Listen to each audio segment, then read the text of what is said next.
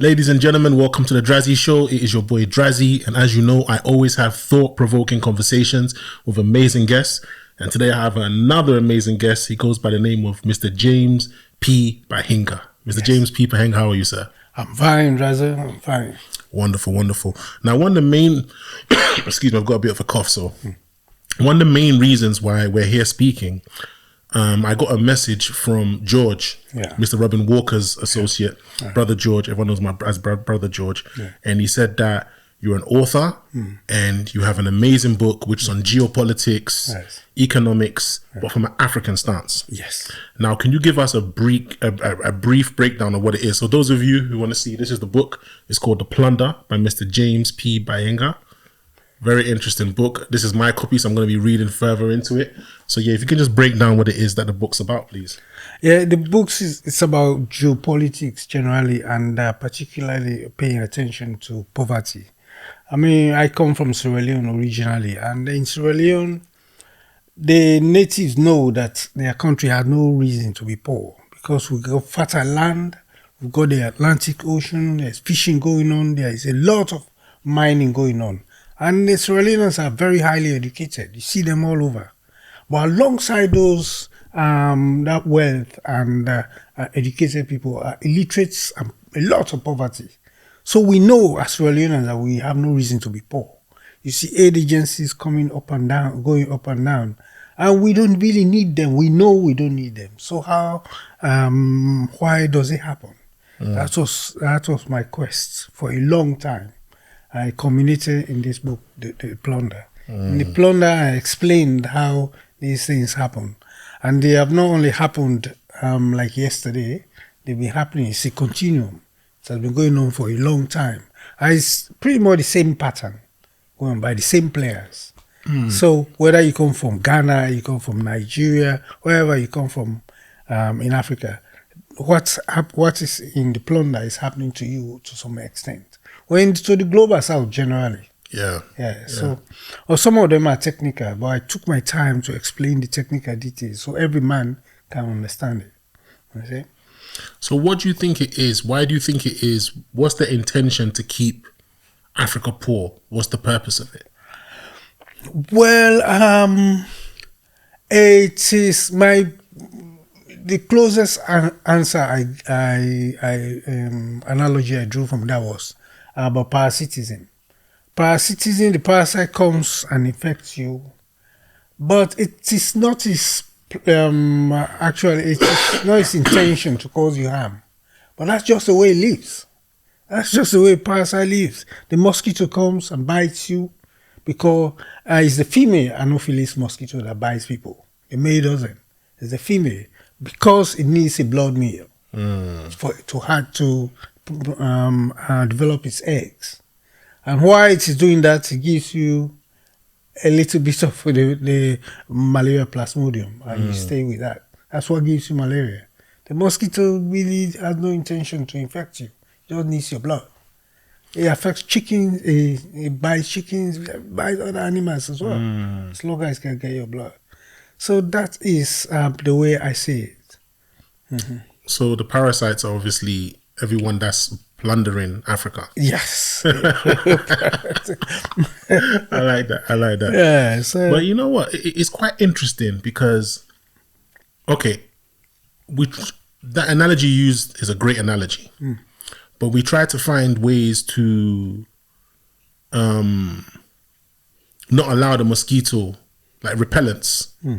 Why, as Africans, have we not found repellents for these parasites, these mosquitoes? There are mosquito repellents. There are so many native herbs you can use for mosquitoes. No, I'm speaking metaphorically. I'm not talking about the actual... Yeah, it's the same thing. Same thing. Okay, I hope for that. I hope for you. Okay. Yeah, so there are so many types of repellents. You can burn them, you can spray them, but the mosquito will find a way. They will come back. They will come back because it has to bite you to get the blood meal. It has to get that. You see? It's the same way as humans. The colonial masters came, for instance, they reorganized African societies. When they came, the Benin Empire was there, the Ashanti Empire was there, the Mali Empire had morphed into Songhai Empire. They reorganized those societies to serve them, not to serve the locals anymore, to serve them. And when colonialism ended, those societies continued operating pretty much the same way up to now. Well, they did not leave. They went and took their colonial hats off and they came back to do the same thing. You see? So that's it's just the way it is. With the mosquito, we come back. I see. Yeah. So what in your book are you explaining solutions or are you talking about what has occurred? What's the main ethos of the book? They are the problems and how poverty is generated. And some of the solutions, because the solutions are so many. But this book, as you can see, is big already. If I went into all the details of the solutions, it would be like twice this book. And we don't want that. Yeah. You see? So this is a summary, really. It's a summary. If you want more details of this book, you may have to read the references, you have to read other books. You see? Yeah. Yes. I've seen, obviously, there have been many men that came with solutions. Like, for instance, Thomas Sankara, Muammar Gaddafi, Patrice Lumumba, Nelson Mandela, the list goes on. Yes. Kwame Nkrumah. Yes, Kwame Nkrumah, Sheku Toure, Lawrence Olympio. Where are they now? That's the thing. This is where sometimes I worry because obviously we got our brother at the moment who is causing a lot of noise and a lot of traction at the moment. Obviously, Ibrahim Traore, Captain Ibrahim Traore, President Ibrahim Traore. I have a lot of faith in that man. Before his name was bubbling commercially, I tapped into African politics, so I'd heard of him. And I was reading about the stuff that he was doing. I was also seeing clips on social media as well, mainly TikTok. And the man is doing amazing things. And I don't know, you know more than I do when it comes to like geopolitics and obviously economies in Africa. But from my perspective, it looks like he's doing what his country needs. But he's not just inspiring his country, he's inspiring neighboring countries and the whole of Africa, if I'm not mistaken. Do you think that the same way all the others have ended up will be the same outcome for Mr. Traore? I hope not. I hope not. I don't want to be pessimistic. But I'm old enough to have seen that the ones who are trying to get rid of him now will not stop. Because like the mosquito analogy we made, the mosquito has to get the blood meal. There is no other way. It has to get the blood meal. And the Western economies are structured to feed off other economies. So if they stop, then their system won't work. So the system we have here, capitalism, is a predatory system. That's how it works. So Captain Ibrahim Traore is not extraordinary. I like him very much. I like him, but he is not extraordinary. The advantage he has is that he was not voted for. Yes, he kicked out the leader who was not helping them at the war front. And so he has all the power. Because he has all the power, he can do what he's doing. That's what Jerry Rawlings did. That's what Thomas Sankara did. Thomas Sankara came by a coup d'etat. So he was able to do the things that the people want. That's what most leaders want to do. It's nothing extraordinary. That's just what he's supposed to do. So, okay, let me get this straight. Are you saying if he was voted in, he would have had a colonial mentality? He would have been compromised before he gets there. I see. Yes. So whenever these African leaders come in with coup d'etats, you're saying it's the same pattern. Europeans realize just how much, pardon me, these people's intentions are to do good for their country and their people. Yeah. But then they have to try and mold them. If not, then they take care of them. Yes. If they're voted in, they are molded. But if they come via coup d'etat, then you don't have any control over him. But what I want to know is, with coup d'etats, bullets are not cheap, guns are not cheap, feeding your armies are not cheap. How do these men come? Who's selling them these weapons? Well, for Ibrahim Traore, he was at the war front in the north. I see. He was fighting already. Yeah. He was head of his own unit. I see. Head of the tank battalion or so. Yeah. But he had problems with the government. I think when you are at the war front, the government is already strangled for cash. So they didn't either pay them or supply them enough ammunition or so. And their men were dying. You see? I mean, bullets, as you said, bullets are not cheap. Yeah. You have to supply your army all the time. Yeah. And it is not exactly an easy thing. Yeah. So they came to protest. They came to protest. The president ignored them.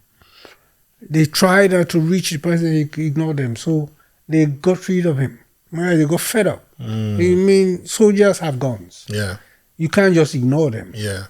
So they came and that's how they got rid of the president. You know, you said he's not extraordinary. And no, he's not. I have to disagree with you. And the reason why I have to disagree with you, even though I agree with what you said is true, soldiers have guns, so you can't ignore them. And he obviously came to take over because he wasn't happy with that president. But what he's doing for his people, he didn't have to do it. He could have just taken over and just had a dictatorship and enjoyed being the top dog of the country and enjoy the fruits of his labor. But he's doing for his country. That's true. He doesn't wear expensive clothing. He doesn't drive expensive vehicles. He doesn't live in a lavish lifestyle like most of these people when they take over, they do. That's what I like him for. This is exact Thomas Sankara. I lived through the Thomas Sankara days and we loved him. Yeah. So this one, I love him so much. But really, that is what leaders are supposed to do. Make clothes, feed your people. I mean, like Sierra Leone, we've been talking about feeding the country since the 60s. Yes, we've been talking about bringing electricity. There is far less electricity per capita in Sierra Leone now than we had in the 70s. Yes, there are far less GDP per capita today than we had in the 70s. Things have just gotten south since the 70s. Yeah. We know what to do. Why do you think that is? It's not like one particular reason. Yeah, there is no one particular reason. There are so many reasons. For one, the main source of income, which is commodities, that is stolen wholesale. And the government doesn't do anything about it. Yes, because there is... the agreements they sign with mining companies means the mining companies can steal from them. Yes, mining companies, they steal a lot. They are the biggest problem. Yeah, I know. We're having that issue with the Chinese at the moment in Ghana, where the deals that we're signing are not the amount of gold that's leaving. No. It's not, because we know they're doing some illegal mining as well. And we know the people that are supplying them the routes to that illegal mine are our own people. Few people who are lining up their pockets behind the government's back. You know, and before you know, it could even be the government doing it. We don't know. Well, it's difficult to say because you don't want to point fingers. But it's happening in Sierra Leone. In the east, there is a place called Sandaro. Sandaro, yes. There is a lot of gold there. The Chinese are there, they live there, they mine big time. And no one talks about it. And it's illegal mining. Illegal mining. Yeah, people know, people complain, but no one talks about it. It happened during the last government. And this government presently has been there for 6 years and they've still not spoken about it. I see. There are mining taking place in the east and another place called colonial. Yes, illegal mining by Chinese. And no one talks about it. So you don't know whether the government knows or they don't know. Yeah. But it is happening and no one is happy. The locals are not happy and the government is doing nothing. You know, talking about the Chinese, what are your views on the Chinese? Because I was having a conversation. I got this African-American friend that I talk to from time to time. Shout out to Jabowen. I had him on the show a few weeks ago. We talked about the difference between African-American and British black actors. Very, very good guy. And yesterday we were talking about the Chinese and whether they're any different from our former colonial masters. Because our former colonial masters came at a time when slavery was common amongst all nations. But then they realized, hey, okay, this country called Africa, we don't just want to trade in terms of human cargo. We also want to do trade when it comes to their gold. Then eventually they had, we don't want to do fair trade with these people. We just want to wipe them out and take what they've got. So that time had its style of how they dealt with Africans. Yes. This time has also its own style of how they're dealing with Africans. Yes. So they've realized, okay, look, it's modern times. We can't just go and kill these people and take what we want from them, we have to do some kind of enticement to get them to not see what our intentions are. Yeah. That's how I personally feel the Chinese are coming to Africa, because I've heard there's some ports that they're taking in certain countries because they couldn't afford to pay the repay the loans. I've heard there's even some factories where you're not allowed to speak your own language. They teach them to speak Chinese and to read their languages. Some countries also have their language at their airports because they're doing so much trade that now they literally own the airports now. I've heard. I'm not saying I don't know how true it is, but it flies around on social media. What do you think the Chinese have come for? Have the Chinese come to trade fairly, or have the Chinese come to take over the country just like our former colonial masters did? The Chinese have come to make money. They're not interested in you. They're not interested in your culture. They're not interested in anything. They've come to make money.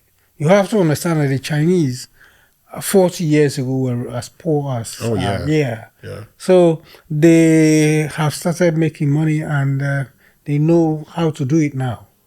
And they don't care about who you are. They don't care about your religion. They don't care about anything. They just want money, which is fair.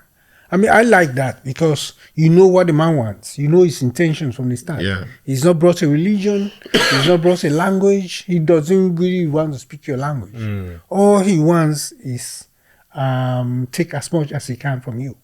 Yes. If he can get away with it, of course he will.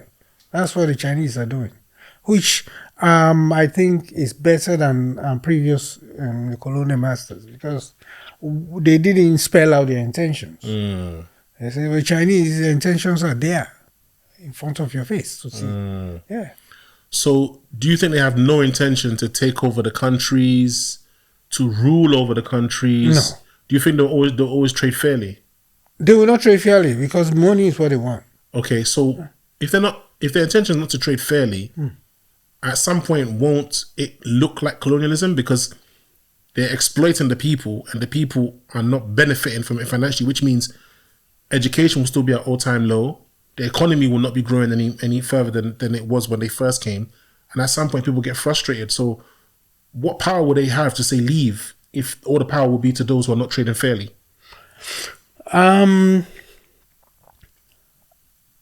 They are not trading fairly. That we agree to. But it's up to your authorities. Yeah, the authorities are there. They are not your government.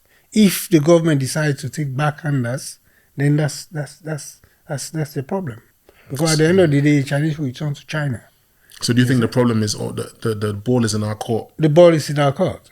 Yeah, because they have not established anything. They've not established anything. For instance, in Sierra Leone, we don't have constant electricity. The Chinese give these loans. They don't give loans. They give loans for what you want. Electricity is something people want all the time. They will use all the time. So if you take a loan for solar panels and wind turbines and labor to come and build electricity in your cities, of course, that will pay for itself in, say, 5 years. You can do the same for water. But if you go and build a massive port, I mean, ports pay for themselves for over a long period of time. Of course, they are going to take it. So the Chinese, I don't blame them really. Because there is a Uganda. In Uganda, for instance, the Chinese upgraded the airport. And they gave the government a 6-year holiday before they start paying the loan. So the 6 year finished, and the government was still not able to pay the loan. I mean, they're totally responsible. So they took the ports. I don't know what the arrangement happened, but they defaulted. And the Chinese said, we'll take it. We'll take it and get our money. Because these institutions are profitable. They are actually profitable. If you can't pay, then we will take it and run it and get our money back. Because you got 6 years already. Yeah. In that 6 years, you are supposed to have paid even half of the loan. I mean, when you look at the amount of loan, was it 240 million or so? I can't remember. But when you look at the amount of loan and consider that they even had 6 years holiday I mean, you don't blame the Chinese. You don't. No. So it wasn't an impossible mission. They could have easily paid it back. Easily paid it back. So obviously corruption, something involved that made them not put their funds together correctly. Correctly, no. Jeez. So you could have isolated the airports and created a company around the airport. So the company runs the airport and gets the money. Yeah. That was possible. Yeah. You see? They didn't. I mean, I couldn't believe, really. You know, you talked about electricity. Something that my wife always says, which I sometimes don't have the answer for because it doesn't make any sense. Why not? We live in one of the most hottest continents on the planet. Why are we not using solar panels? Tell me about it. I have no idea. And these things, this is why you take a loan from the Chinese. So they make the largest solar panels in the world. Yeah. They dominated that industry. They dominated wind turbines. Yeah. So Sierra Leone can easily take, say $1 billion loan for wind turbine from a separate company to manage it. And we can electrify six different cities for $1 billion. And then get the bills from those people to pay back the loan. Yeah. It's entirely possible. Entirely within one presidential term. Yeah. It hasn't happened. It doesn't make any sense because even like Ghana, when I was younger, we used to have this thing called light off, light on. If it goes the light goes off, everyone in the community shout, light off, even though everyone can see it's pitch black. But it was fun. It became like some kind of game. People didn't realize this is our economy we're talking about. It became like some kind of game. And when it comes on, light on, everyone's like, hey, light on, hey. And I'm like, even as a kid, I thought, why are people treating this like some kind of entertainment? Yeah. This is our future. This is our lifestyle we're talking about. A lot has changed then. Power is a lot more stable in Ghana now. But I don't understand. We're still using a dam that Kwame Nkrumah built. I believe he built it in the 60s. Yeah. We're still using that same dam. Yeah. We should have 3 or 4 dams. We've got strong rivers. We should have 3 or 4 dams, if not solar panels. I don't understand. When we get this money, whether it was money that we got from IMF, whether it was money that we got from the Chinese, whether it's money we got from aid or whatever, where's this money going to? Well, the money goes into budgetary support. The money goes into little things. You have to understand that IMF loans don't go to these development projects, really. No. What do they go to? Influence? They go into daily expenditures by the government. Well, if you want to say, I will have a dam there I want to build, maybe sorry, IMF, the World Bank. The World Bank deals with long-term loans.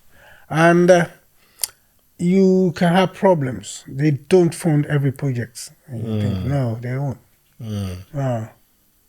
That's interesting. Yeah, so that's where the Chinese are useful. If you call them, they'll come and bill it for you, and you pay them later. You see? I mean, electricity will always pay for itself. Always. But it doesn't happen. As you said, Kwame Nkrumah built that dam. There are other dams. He said that future Ghanaians should build the other dams as well, so that there is electricity all over Ghana. He said that in the 60s. And it has still not happened. Yeah, because he was exiled, wasn't he? Yeah. You know, could you elaborate further on that? Because even me as a Ghanaian, I'm sorry to say, but I find Kwame Nkrumah's downfall still a bit of a mystery. Apparently he flew somewhere for a meeting, and while he was there, he found out that he wasn't allowed back. He had been overthrown. I mean, I've read 2 books on that already. There is a book by Susan White called White Malice, and another one by John Stockwell. He was a CIA operative. When the Second World War ended, the United States and Russia came on top. Yes, they were the superpowers back then. But Russia is not interested in other countries. They have everything they have in their country. It's a country that's very, very hard to manage on their own. So they did help other African countries to get independence. But apart from that, they were not interested. Yeah. So America was the dominant force. So the America went on to impose themselves on other countries, to create wealth at the expense of other countries. And one of the things they did was to stifle any sign of progress or any opposition to their power. The biggest hindrance to their power was Kwame Nkrumah. Kwame Nkrumah saw a united Africa. Yeah. Yes, and he was the man who was behind Lumumba. Yeah, Lumumba admired him and he said, Patrice? Patrice Lumumba, okay. yeah. He said, that's the man I want to be. Oh, wow. I never knew that. Yes, he wanted to be like Kwame Nkrumah. That's good. He came to Ghana, he made a fiery speech. Kwame Nkrumah said yes. So, when he had some troubles, Kwame Nkrumah sent Ghanaian soldiers to work for UN in Congo, DRC. Wow. Yeah. I never knew that. Shout out to all my Congolese brothers and sisters. Yes. Look at that. Yes, Ghanaian soldiers went there. But this guy, he was hounded to death. Yeah. And Ghanaian soldiers were in the way. They were always in the way. They were not allowing the government to get its way. But eventually, with the help of America, they grabbed him and eventually killed him. This guy, he was not shot, People, every book you read, they say they shot him off. He was beaten to death. He beat him with a stick until he died. Yeah. I mean, it just came out now. One Belgian soldier, he said he's the one that took his teeth because apparently he had gold teeth. He had some gold teeth. Yes, he took that. It just came out now. He admitted that, we beat him to death and then we put him in acid. Yes, but we took some bits of his body first. I think they took his genitals, they took his gold teeth, and I think they took parts of his skull or something. I don't know what it is. But also something that just came out recently. This might be a bit off topic, but still on topic. Recently, I think it was Oxford University.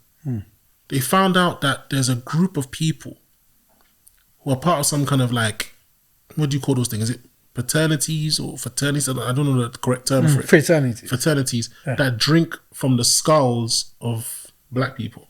Yeah, it came on the news recently. Where are they? It was an old black lady whose skull they were drinking from. Apparently part of their rituals. So I was not fascinated. I was not shocked when I found out that they had Patrice Lumumba's skull. Yes, he was murdered in the worst possible way. And they brought this guy, Mobutu. Mobutu was a journalist and small-time CIA operative. Yes, he was a informant for CIA and Belgian Secret Service. But he was not really interested in politics. He was not. I mean, he was not a politician. So what was his interest? Money? Financial gain? He was a small-time guy. He had no interest. The job that he came into government because Patrice Lumumba gave him the job. He came from the same general area as Patrice Lumumba. When they met in Belgium. Yes, and they got used to each other. When you, in the country, someone who comes from your area, it's like family. Yeah, so that's how he got into politics. Yes, sir? But he was not really, he didn't have the intention to be president. I see. Yes, it was the CIA that forced him to take the job. Yes. So that's why he did such a bad job. It's funny that that CIA, that FBI, those people, the amount of documentation that's coming out now for things that black people have been saying for years that we believe that they were involved. They say no, they were not involved. They even make you like a conspiracy theorist, like you're crazy. And then it's all come out recently that Martin Luther King, they were part of that assassination. Malcolm X, they were part of the assassination. The Black Panthers, they were part of that neutralization and assassination.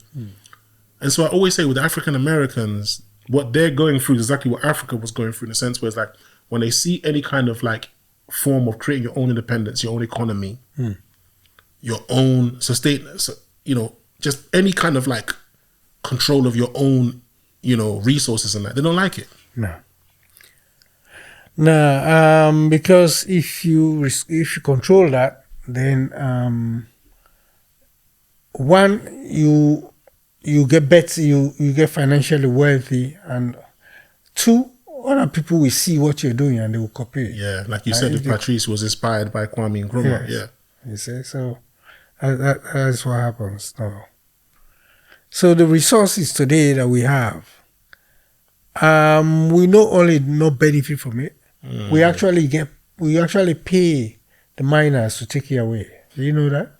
I know Nigeria's oil gets refined and sold back. And sold back to Nigeria. And now, is it the Dangote? Dangote, yes. He's trying to build he's built his own refinery, but he's finding it difficult because the government are not allowing their own native son to refine their oil because they've got so many deals with those who refine it and sell it back. Yeah. It's insane. It's insane.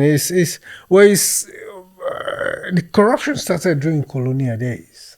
What happened, what they did actually in colonialism was they used a small number of elites. I think you have that in Ghana. Very recently, I heard that there is even a party of elites, former people who had relationship with colonial masters. Yes. So you have a small number of elites. Those are the ones the colonial masters dealt with. And these are the people who ran the country. Yeah. So these elites, they keep them sweet. They are wealthy, the children live well, but everybody else suffers. You see? It's funny because sometimes there's certain things I say and I have to second guess before I say it, but at the same time, you see the day and age we live in now, people are already aware of most of these things. Most of these elites you're talking about, they're not just parties, they're families. Yeah, families. Yeah. They're families who, the reason why they pick these families, because most of these families are part of the same Masonic lodges. So they forget that they're African. They focus more on their brotherhood as Masons, above being African. Yeah. You know, but they don't realize it's the ones who have put them in that position. They don't just care about their brothers in Masonry, they also care about their economy. Yes. So sometimes I wonder with these African families, do you realize that, yes, they may be your brothers, but they don't care about your economy, but they care about theirs. Yes. So it's not really even then, is it? Yeah. So you got to wake up. But I guess, you know, with these people, they're very dangerous people. What I think is that these families are so far gone and so deeply ingrained or deeply like involved in what they're doing that if they turn back or cut themselves away from it, they fear being assassinated. Maybe. Yeah. Well, you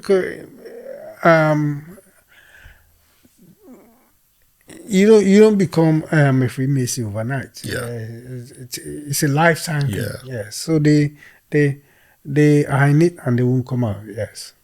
That's very, very interesting. You know, I want to ask you about education in Africa. I personally believe, well, I grew up in Ghana. I spent a lot of my childhood years being educated in Ghana. I went to school in Ghana.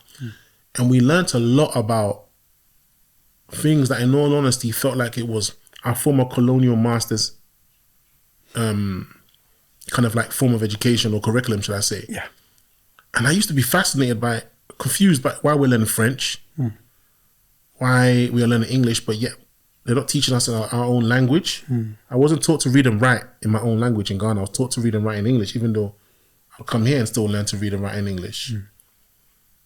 Do you think our education is benefiting us, or is it a problem for us? It's a problem in a way. Language is soft power. You see, two of the methods used to create poverty is hard power and soft power. Okay, break it down. Yes. Soft power is making your presence felt without you putting any pressure. But you're always there. In the language the person speaks, the person's mannerism, and most aspects of his life. So like subtle influences like media and stuff like that. Good. Subtle influences. That's how it is. So language, you go to school. I learned to speak English and I can only write in English. I can't write in any other language. Man, that hurts me, I'm not gonna lie, man. Yeah. So imagine if you are going to do maths and you have to learn it in English. You have an immediate problem there. You see, but if you are learning tree, Of course, it becomes easier. Yeah. It becomes easier. You learn chemistry into it, you can understand it. Yes, outside the class. If they tell you something, you don't have to read it anymore. Because you can translate it to your normal life. Yeah. You see?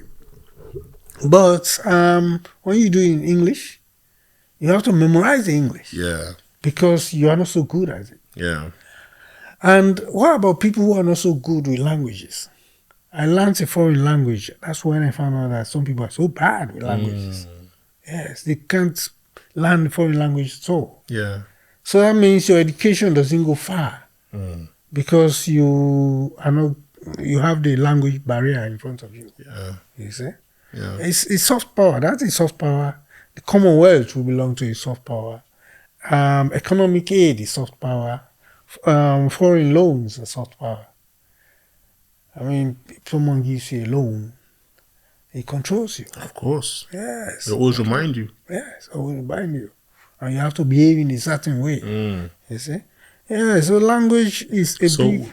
Which one is it soft and hard power? What was the other one? Soft power. Soft power and hard power. So what's the hard power? Hard power is civil conflict, sanctions, coup d'etats, and wars. So you have like civil conflict now, rebel movement in Burkina Faso. So that is there. Rebels don't have a uniform. They come, they attack this area, they run on top of bikes, they go and they disappear. Because they're just ordinary people. You see? Next time you come here, they blow up the bridge here. Because major inconvenience just make it impossible to live. You see? Whereas someone is actually supporting them. Yes, giving them information, giving them ammunition. And now, the worst part of it is that they give them the geoposition of the government soldiers. Yes, government soldiers. They travel miles, they come and rest, they're sleeping, they cook their food in the field, they eat, they sleep, and rebels come and surround them. Yeah, in Burkina Faso, they kill like 100 one day. How do they find these locations of the soldiers to tip them on these things? The foreigners give them the geolocation of the soldiers. Yes. Remember when Wagner went to get rid of the rebels in Kidal, in Mali? Yeah. Ukraine said, we show them your geoposition.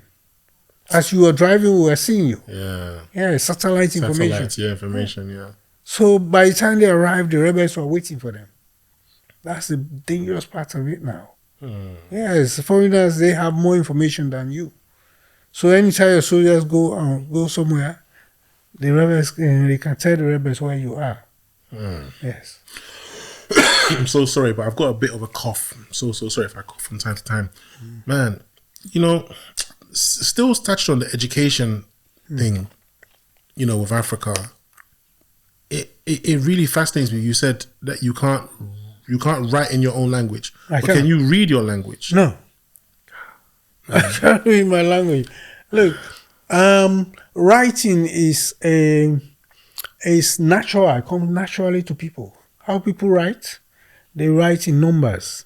So they count 1, 2, 3, 4, 5. When you're writing, you know the strokes that you make. You make 4 strokes and you put 1 across to represent 5. That's how people count. That's 1 to 5, then 5 to 10, and then you stop. Then you count 11 to 20. You find that in most languages, when you come to 10, the counting becomes 10 and 1, 10 and 2, 10 and 3. Why? Because you have 10 fingers and 10 toes. Yeah. Yes. So when you come to 20, in my language, they say 1 person. Yeah, 1 person is finished. Then you count another 20, 2 people. Yes. That's how it is everywhere. So it becomes a natural progression in development. You see? There were writing forms in Africa for thousands of years. Yeah, I know. There's another brother I interviewed called King's Monologue, and he specializes in scripts. Scripts. Yeah, and he told me. I mean, look, before I met this brother, I had no clue what even a script was. I'll be honest with you. I'm a 40-year-old man. I didn't even know what a script was. I just thought a language was a language, but I didn't know the roots and the origins and all this stuff is what gives it its obviously its importance. And what you said is what he said, which is true. That we had thousands and thousands of languages and hundreds of scripts. Yes. You know, whereas most people didn't have one script. They were going off based off Greek, Sanskrit, or other types of scripts which influenced their language, but they didn't even realize that they had no script. So it fascinates me how it is that a lot of us can't read and write in our languages when these are languages which have origins that far surpass our colonial masters' languages. Far. You know, I'll tell you something. Like I handle that in this book about writing forms. Yes, about writing forms. There is the ones that have remained today is one called Ge'ez in Ethiopia. Have you heard of that? I've heard of Ge'ez, yeah. Ge'ez is in Ethiopia. The reason why it's there is that Ethiopia was not colonized. Yes, it was one of the countries that was not colonized. Yes, and then the Italians stayed there for 4 years, but they didn't. Not for long. Because you know, East Africans they're warriors. Yeah, they're warriors. Yeah. Yes. So in Ge'ez they have their own mats. They actually have their own mats, which developed into algebra. You know, algebra was actually it's an Arabic word. Yes, and the writing that we have today is Hindu Arabic numerals. That's what we use. So you have Ge'ez, you have Tifanak. Is in Tifanak is in Algeria. Okay. In the mountains. All right. In the Berbers, they use Tifanak. Oh, the Berbers. Okay, yeah. Tifanak.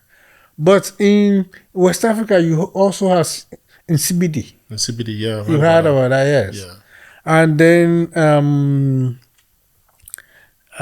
there is this one. Another one in West Africa. This is they use Arabic characters to write different languages. Okay. Yes. Okay. But you have also different forms of writing in Mali. You know, Mali, they were writing before European civilization. Yes. And some of those scripts are still there. Yeah. In Mali. Yeah. Well, when the colonial masters came, they bought the previous the old scripts and they burnt them. Yeah, I've heard about that. Yes. They burnt a lot of libraries, a lot of schools. I've heard about that. The one place they did not burn was Mali, because they were very established families who had their histories and their own libraries. They refused to sell at any price. Yeah. That's why they are still there. Yeah. But when the rebels came, the rebels looked for the libraries to burn. Yeah, imagine. They wanted nothing. The fighting intensified around the libraries. Yeah. They want to burn the libraries. Yeah. Yeah. And you know why I believe you? Because you mentioned earlier about Ethiopia being the only country in Africa that wasn't colonized. And one of the main reasons because the way they were fighting was just unbelievable. I've read up on the way they were fighting over there. They were not. And the reason being, you see, confidence is very important. A man's confidence is very important. You mentioned about families. Name. That name means something. Traore means something. I know about these big names in Mali. These names mean something because they know their history. Yes. And they won't let go of that. Yes. Ethiopia were entrusted with so much by God. This is what they believe. Yes. This is what is even in the Bible. Even if you go past Abrahamic religion and you look at empires before, like Kush, which some of them are mentioned in the Bible, these families from these people, those areas, pardon me, they know how far back their destiny goes. Yeah. And they would not lay down for nothing. No. Right? Now, you mentioned earlier about I've forgotten why I was even bringing that up in terms of why I said I believe you. Oh yes, some of the oldest Bibles, some of the oldest Torahs, and some of the oldest Qurans are found in East Africa. Yes. Now, to me, how can someone like that allow themselves to be overthrown or to be enslaved when you're entrusted with things like that? This is God talking. This is not some man. This is God talking. You know, which also fascinates me because most of the West Africans had Islam, had Christianity, had Judaism, and had their spiritual beliefs as well. Yeah. So it fascinates me how it was so easy for them to be enslaved. But then I also think of the trade that they were doing with Europeans and with the Arabs, which was obviously slavery. A lot of people think that it was just Africans that were sold. Africans were buying Europeans and also were buying Arabs. It was a normal thing. They were just trading. They were just trading. But obviously they saw our wealth. They saw the way we carried ourselves, and they had to use divide and rule. So to me, I think the reason why it was so easy was, I think we probably had too much tribalism. You know, it was easy to go to that tribe and say, I will give you this if you help me take those. And they're your enemies anyway. So you're probably going to say, yeah, no problem. Give me those muskets. I'll go and get them. There's no problem. Give them the muskets. Yeah, give me those. Give me some cannonballs. Give me whatever it is that you've got. I'll go and take them out. Yes, and the war changed. Yes, it all changed. It all changed. So any type of peace, kind of like, you know, that could have been brought amongst these people was now no longer those cards are no longer on the table, because you've just wiped us out with all these bullets. You've taken our women, raped them, given them to the slavers. Why are we going to talk with you now? Now there's no peace no more. So I think it snowballed into a business as well. That's what I think. I think it snowballed into a business, because you hear about this man in the north. You know how wealthy he is from slavery? Oh, I think that's a good business to get into, because you're not seeing race. Race doesn't exist yet. Race is not something that they're using now. So it's no longer a matter of, oh, I hate those bloody Jamaicans, because there's no Jamaicans then. They're all African. I hate those African Americans. They're not African Americans. They're all African. All you're seeing is your enemy, and you're selling him. And it's a big business. That's true. But also, slavery was not the way people see it today. Slavery did happen, but it was a temporary inconvenience. When you say it was a temporary inconvenience, what do you mean? It was always a temporary inconvenience, because let's say you owe money, a lot of money, and you can't pay it. You went and put yourself up for slavery. It's still happening now in villages to a large extent. You want to go, if I'm a rich man in a village, I have all these daughters. If I'm 50 years old, I have children. That means I have lived enough, I've accumulated some capital, some wealth, I have houses, wives. And you come here, you want, you're young, you're 20-something. You want money to go and do something. I can give you that money, but you work for me for 2 or 3 years. Oh, I see what you mean.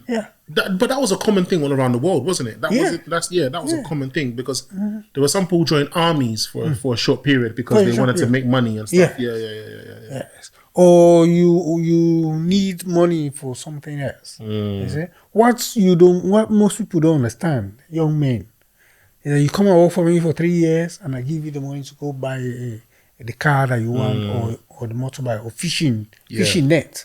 Fishing net is big, or a canoe, right? To go and start your own fishing business. What you don't understand is that I've got a 14-year-old daughter or 15-year-old daughter here. You're coming to work for me on my farm, no problems. Yes, but I know this 15-year-old is growing, and there will be, and you're a young man. Eventually, you end up in my family, because so eventually you don't even pay off. You don't even make the money. You just end up being wealthy because you marry into the family. You marry into the family, yes, and I'll give you the money anyway. You and my daughter go off and you start your own business. Now you're my brother-in-law. I will support you. You see. That is one way it happened. Or you're a war captive. Yes.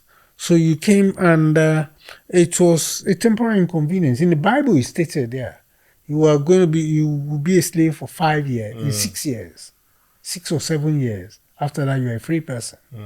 You see? I hate to say it, but you know what? You're absolutely right. And the reason why you're absolutely right, growing up, I always use my age so people can understand the generation I come from. I'm 40 years old.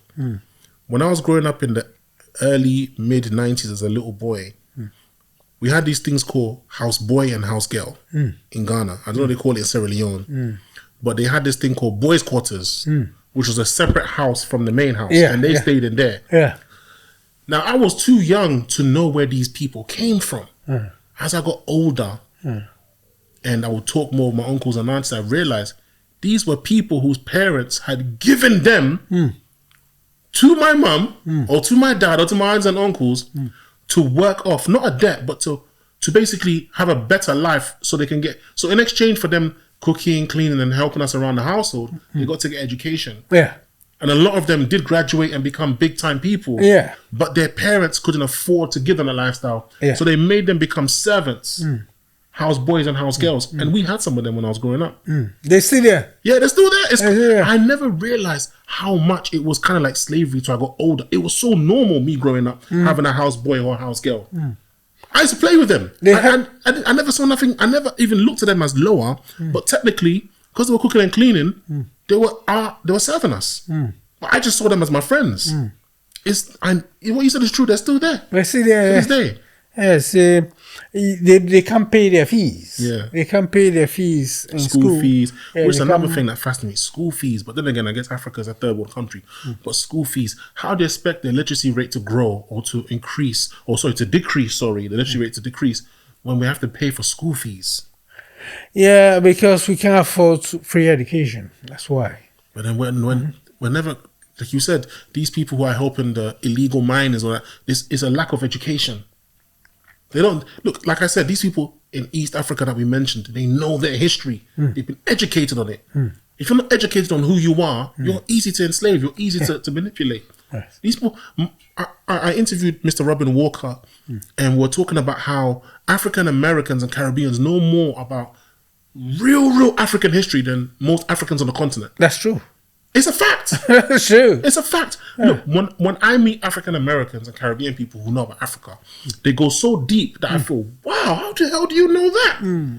I'm fascinated by them knowing it, but they're probably fascinated by me even knowing it, thinking, oh, most Africans I meet don't know that. You know? Because I like to read. I like to understand who I am. I like to be confident in who I am. I'm not going to walk down the road or walk in this world thinking that I'm a slave because somebody told me I'm a slave. I need to know more to who I am. Do you know what I'm trying to say? You call it a temporary inconvenience. I wouldn't use that term, but I get what you're saying. It's a temporary part of our history. It's a small, minor part of our history. We're talking 400-500 years. Am I mistaken? No. Before people were taken to... I'm talking about the transatlantic slavery. Before the transatlantic slave trade, slavery happened in many societies. Back then, it was a temporary inconvenience. So if someone sold his brother into slave trade, he didn't expect him to be worked to death. Or to be taken to another plantation in another country. I mean, that was the transatlantic slave trade was probably the worst form of slavery. Of course. But that's what I'm talking about in terms of our history. We've been on this planet for billions of years. There's the oldest bones that I found are black African bones, right? So what I'm saying is slavery is like this much of our history in comparison to that much. You see where I'm coming from? But most Africans don't know that. So the after effects of slavery, which has now given them that mentality where they feel inferior to a more superior race, it makes them like, especially in Ghana, when you see some people like in Ghana, the way they treat white people in Ghana, it fascinates me. It fascinates me. Yes, massa. And they start saluting them. They treat them better than their own. I took my wife to Ghana in 2019. We stayed at a very expensive restaurant and it was full of white people. And I remember the waiters would see us, know that we came first, but go and serve the white family first. So what I started doing, I started giving big tips. Now all of a sudden, they're coming to serve me first. And I could see the anger on the white people's faces because it was abnormal to see them come to me first. I'm telling you, my wife will vouch for me. One man, a German man, he was so angry that I was walking with my wife back to our room and he barged me. He walked into my shoulder. This is how angry he became because all the waiters were coming to me now. They were even fighting each other to come to me. You see them like kind of like slowly nudging each other to come to me. The tip. Because I realized, okay, you know what? If their skin is their tip, then let my money be my tip. Yeah. Because my skin is not working for me, No. but my money is working for me. So I'll give them like 10 cedis, 20 cedis, 100 cedis. As soon as they finish bringing me something, oh, yes, sir, yes, sir, yes, sir. And I realized, see, poverty and illiteracy, this is how we are still being oppressed to this day. That's why it fascinates me when I said that. Why is it that we've not realized that if we were to like decrease the illiteracy rates, we wouldn't have that situation? But like you said before earlier, there are certain families that have been entrusted to make sure that we do not have these kind of like, you know, awakenings. So it's Africa's situation is very. The average Joe who doesn't understand this will just think, why can't these people just get it right? Why can't these people just get it together? But there's so many intricate things going on behind the scenes. It's very complex. So many. It's so complex. I mean, I didn't know how bad it was until I started writing this book. For real. That's an interesting question. What made you start writing this book? Because, as I said earlier, in Sierra Leone, we know we don't need economic aid. We know we are not poor. But there's so much poverty. Yeah, there's so much. We take IMF loan. We don't need a loan from anyone. If we can manage our economy properly, it doesn't happen. So I've been here for more than 30 years in England, and I still send money every month to Sierra Leone. Yeah, I still send money to people who should be not asking for money. Yes, is it? What do you think you're crippling them? By sending them money. Yeah.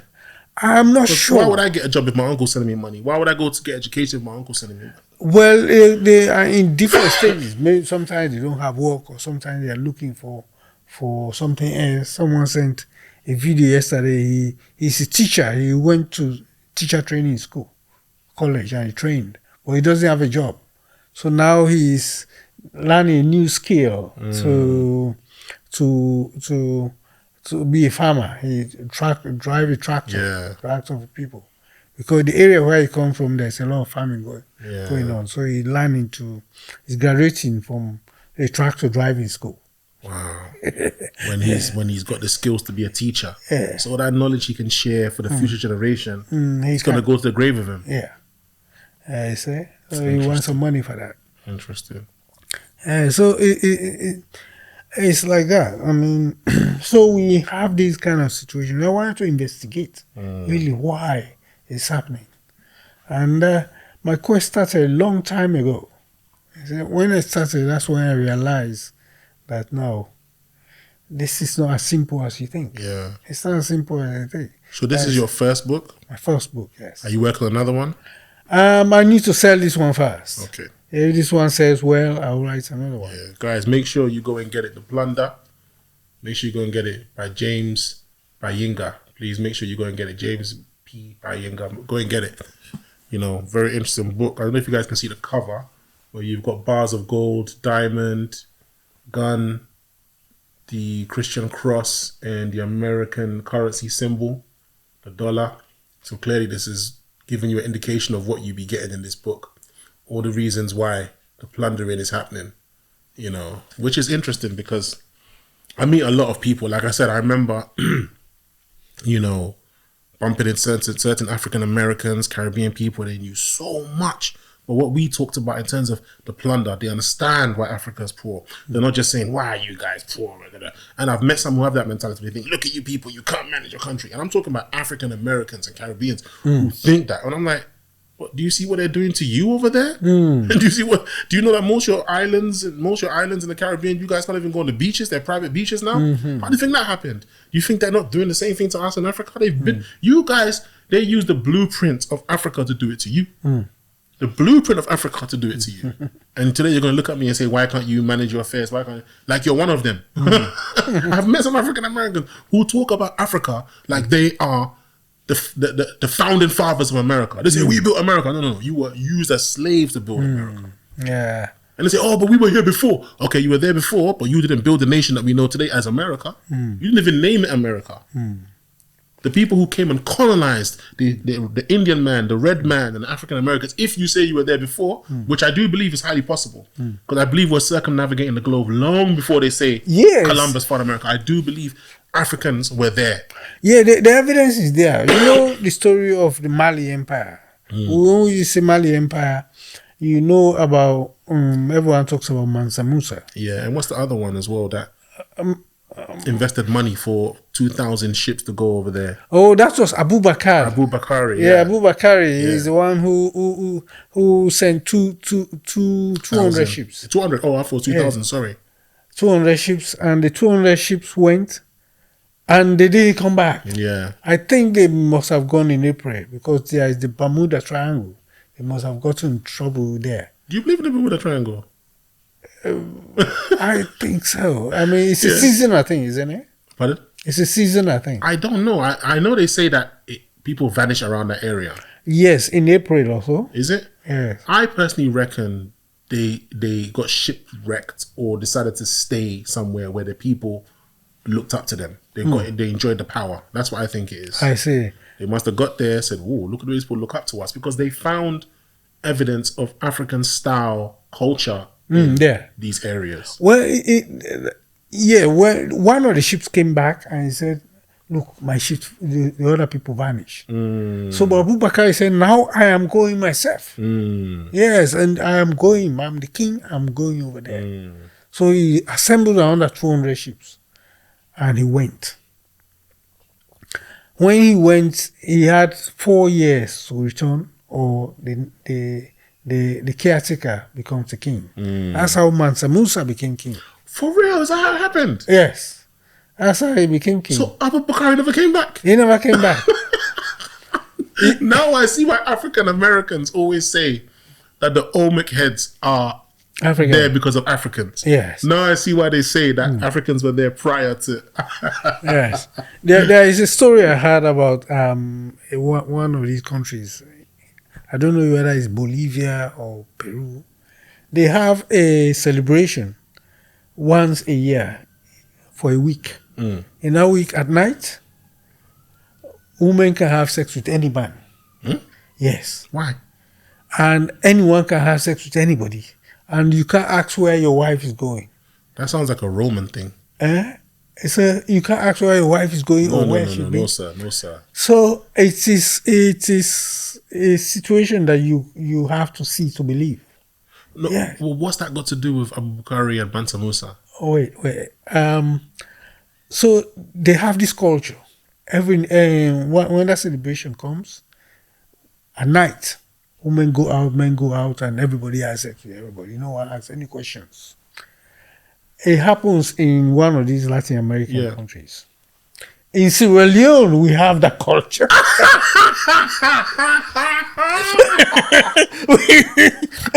You're kidding me. You're kidding me. Yes.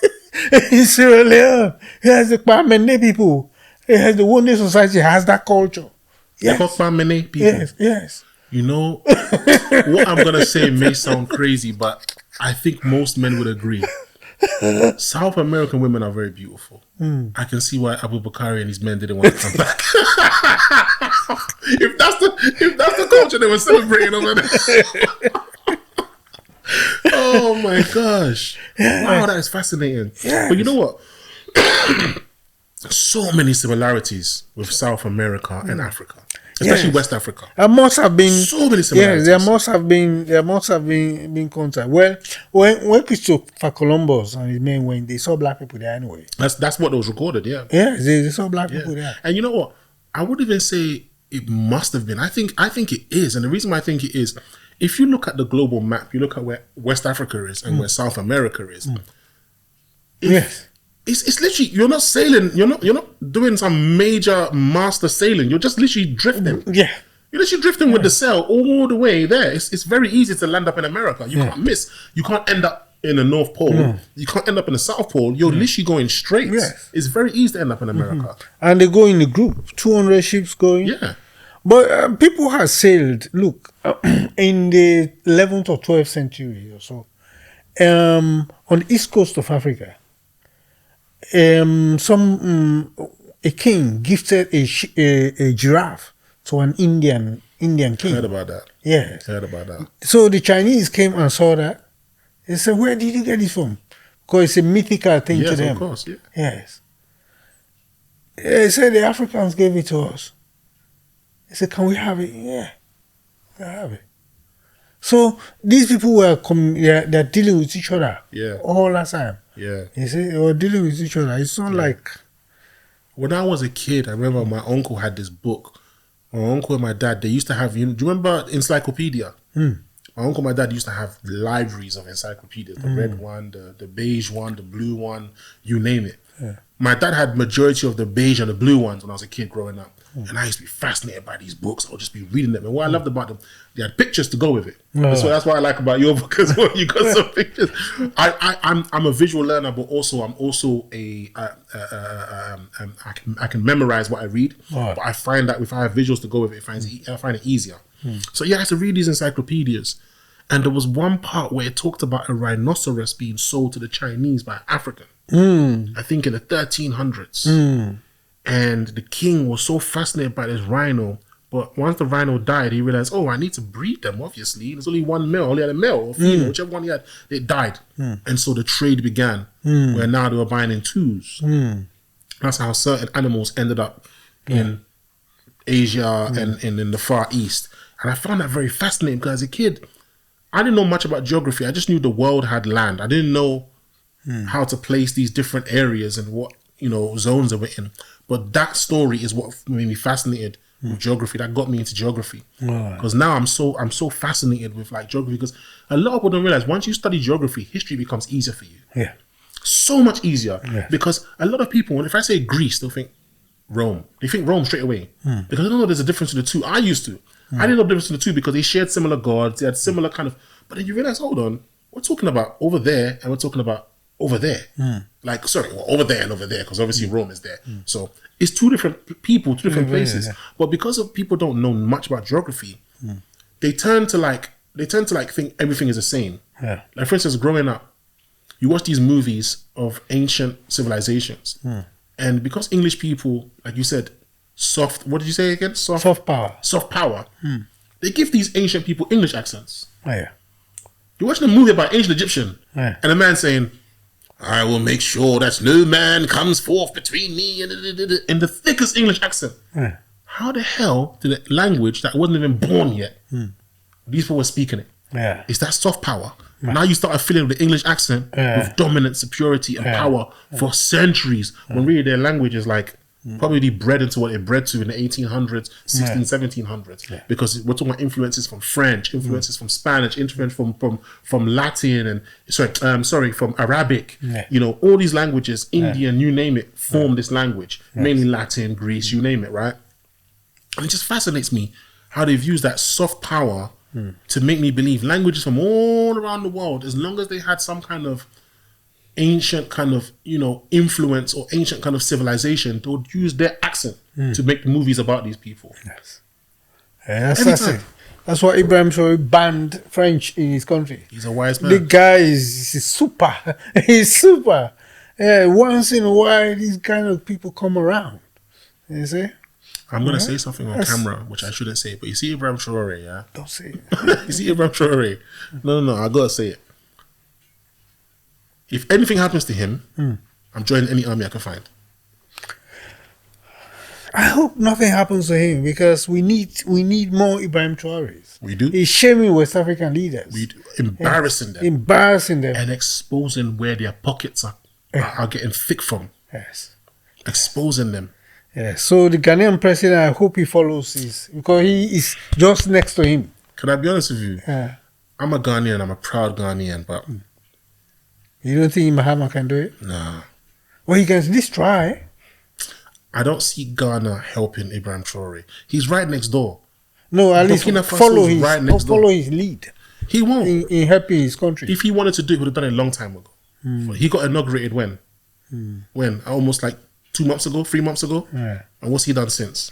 He's nationalized some gold mines. He stopped gold export. I guess so.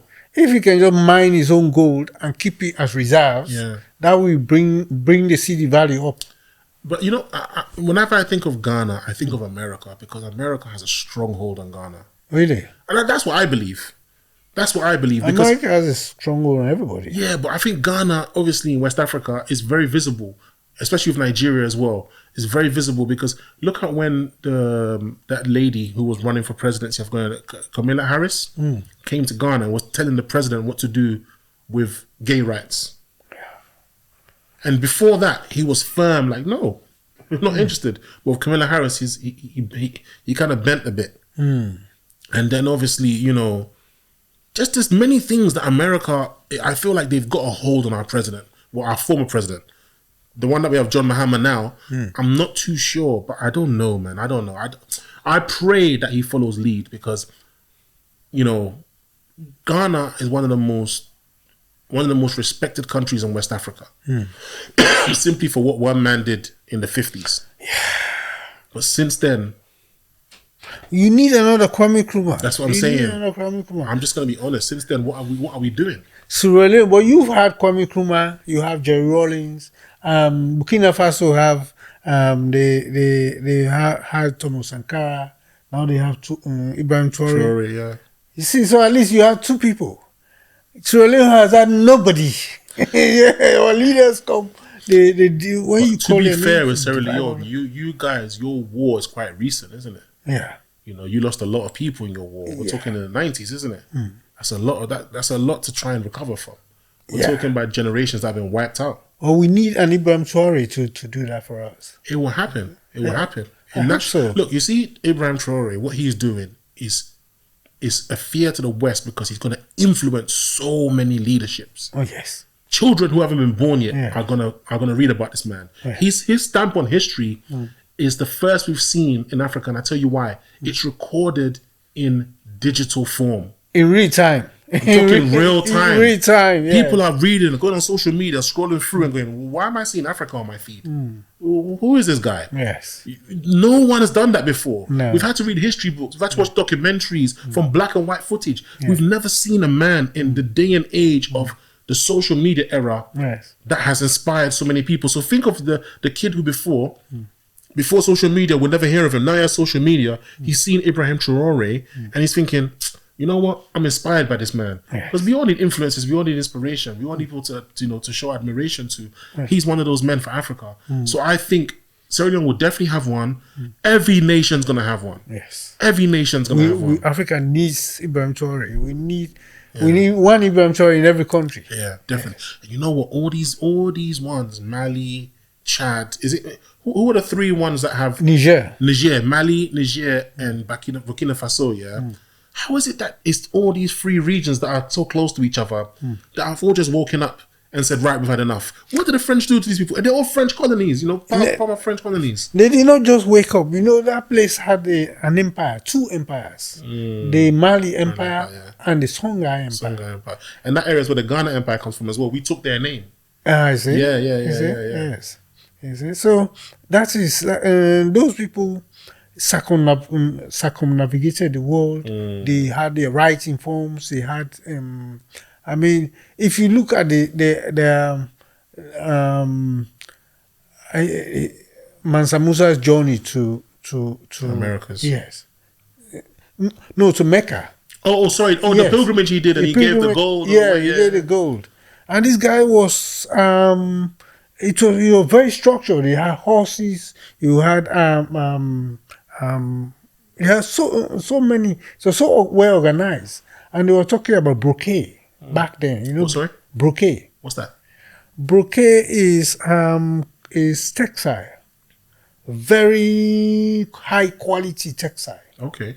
Yes, made in Persia also, Iran. All right. Yes. So if somebody had brocade in the 1300s, yes, they didn't have brocade in Europe in 1300s. That means he must have been trading with the Persians. Yes, or making his own brocade. Yes. I mean, these people were far more, in 1300s, the Mali Empire was far more developed than the European empires. Definitely. Yes, they had brocade on them. Yes, that's the kind of clothing and textiles they wore. It's very expensive. You see?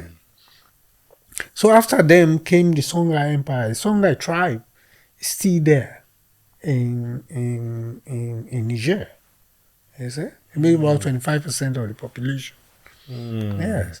So those people know their history. They were writing before English became a language, or before England became a country, or before France became a country. Yeah. They know their history. You know their history is older than France. Yeah. Or you don't come to another person's country and bring him down to his knees. Yeah. Make it so They poor. won't allow it. They won't allow it. Yeah. Yeah.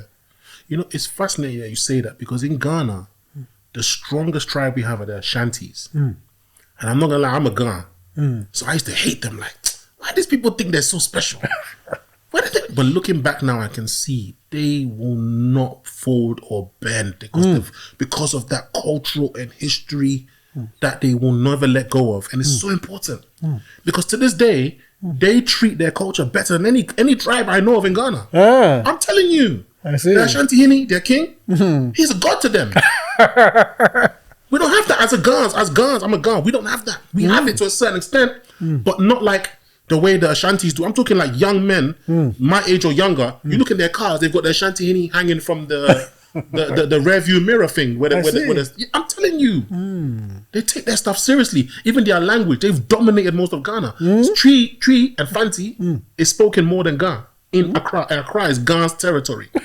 But if you speak Ghana, they look at you like you're crazy. I'm telling you. If you go to Accra and you speak Ghana in Accra, they will look at you like, why are you not speaking Tree?